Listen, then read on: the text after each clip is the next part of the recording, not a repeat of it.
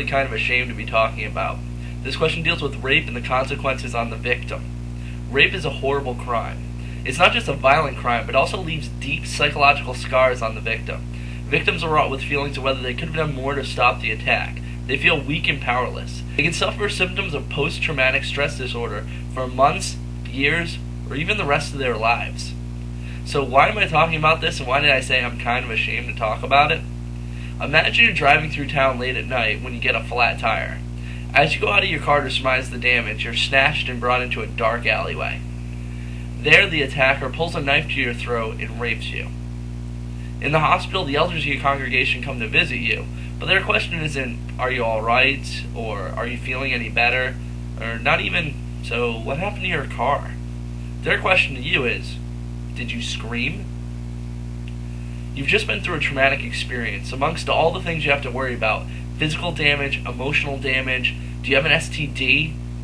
Now you have to worry about possible ramifications in the Kingdom Hall.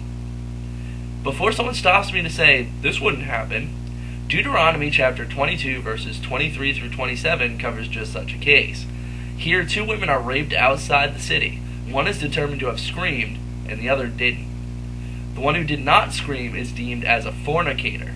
The logic behind this decision is as follows. Since she didn't scream, she didn't do all she could to stop the attack, and due to this, she's actually considered as consenting to the crime committed against her. If you're thinking that this is Mosaic law, which cannot be applied to this day, you'd be wrong.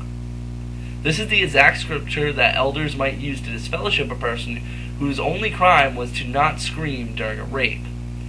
In fact, the Watchtower of February 2003 reiterates how important screaming is during an attack.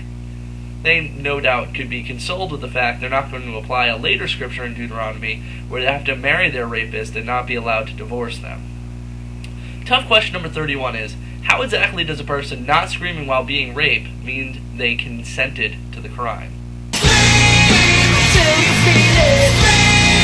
Scream until you believe it.